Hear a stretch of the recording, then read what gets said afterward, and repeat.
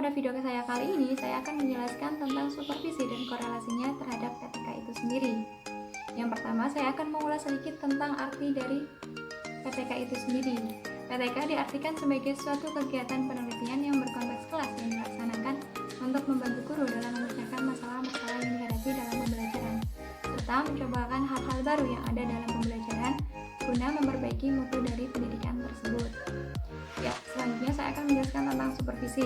Sebelumnya saya akan menjelaskan bahwa saya itu menggunakan buku rujukan atau referensi dari buku Supervisi Pendidikan Islam, Teori dan Praktik karangan dari Binti Maunah, seperti ini bukunya.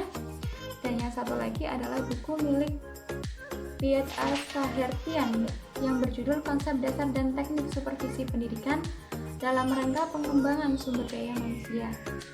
Ya, langsung saja. Yang pertama saya akan menjelaskan definisi dari supervisi.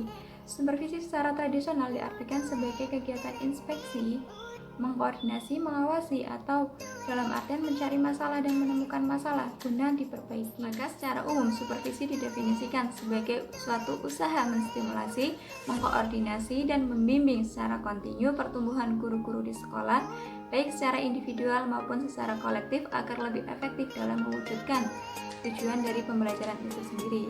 Sistem dari atau sifat dari supervisi itu sendiri ada 3. Yang pertama itu sistematis, di mana dilaksanakan sesuai dengan rencana yang telah ditetapkan.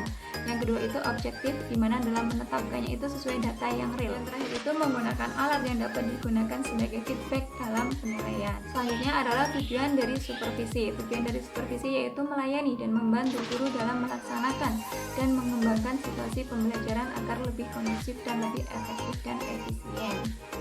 Nah, maka dari itu sasaran dari supervisi pendidikan yaitu yang pertama adalah kurikulum yang berlaku di sekolah tersebut.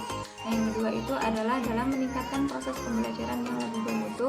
Yang terakhir adalah meningkatkan mutu dan kualitas dari staf yang ada di sekolah tersebut. Dari tujuan supervisi tersebut, maka fungsi supervisi yaitu untuk menilai dan memperbaiki faktor-faktor yang dapat mempengaruhi proses pembelajaran peserta didik.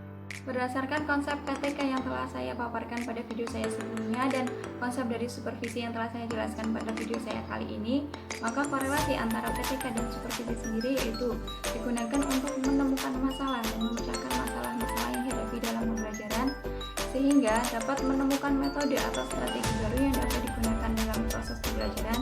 Maka dari itu, hasil akhirnya akan berpengaruh pada mutu dari pembelajaran dan pendidikan itu sendiri.